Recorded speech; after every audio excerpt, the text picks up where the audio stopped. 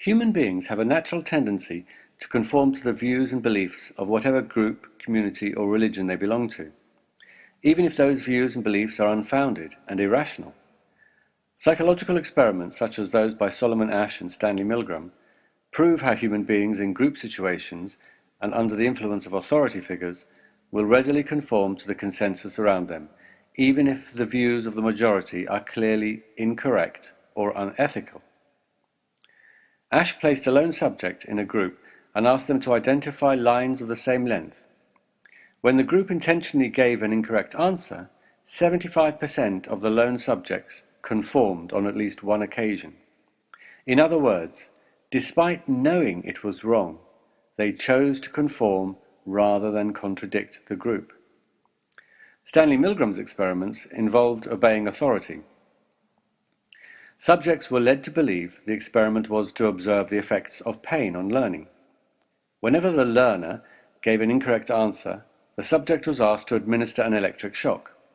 In reality, there was no electric shock, but the subjects didn't know this. The size of the shock was increased by 15 volts for each incorrect answer, up to a maximum of 450 volts, enough to kill a man 3 times over. If at any time the subject indicated his desire to halt the experiment, he was given a succession of verbal prods in this order. Please continue.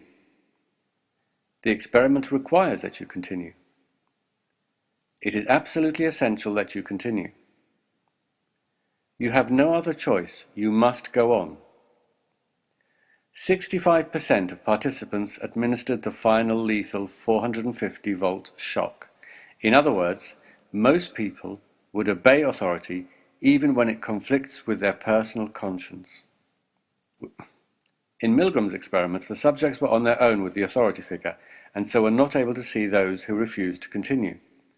Asch, however, wanted to see how a little dissent might change the outcome of his experiments, and discovered that even the presence of a single dissenting ally was enough to reduce conformity by 80%. I remember when I was still a Muslim, I attended a halaqah once when verse 34 of Surah Nisa was touched upon. This is the verse that gives a husband permission to hit his wife in certain circumstances.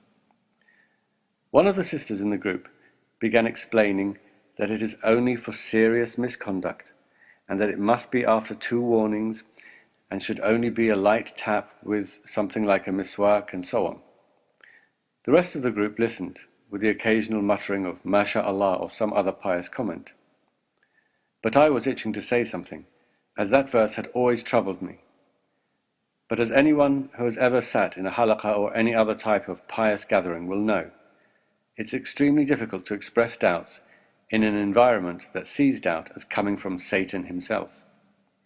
Eventually, I blurted out, "I'm sorry, but no matter what the situation, and no matter how light, hitting your wife is wrong. It's just wrong." Of course, I was then treated to a long lecture on how one must never question the wisdom of God, and how this can lead to shaitan playing with my mind, and that Allah's wisdom is sometimes beyond our understanding, and we should simply say, "Sami'na wa ata'na," we hear and we obey, and so on. No one spoke up in my defense, and so I sat there red-faced, feeling that everyone in the room disapproved of me. However, to my surprise, after the meeting finished, I was approached on separate occasions by people who had sat silently during the halaqah, telling me in hushed tones that they too had difficulty understanding this verse, and they were so glad I said something because they were too afraid to. There's nothing wrong with having doubts or asking questions. On the contrary, it is doubts and questions that has led to great advances in human history, while unquestioning obedience only enslaves man and holds him back.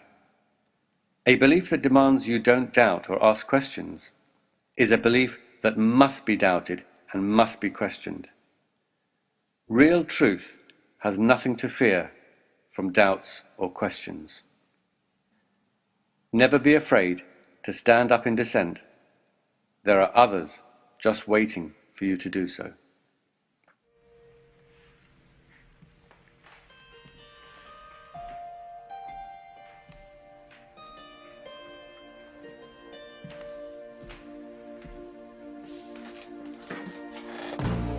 Captain, my captain.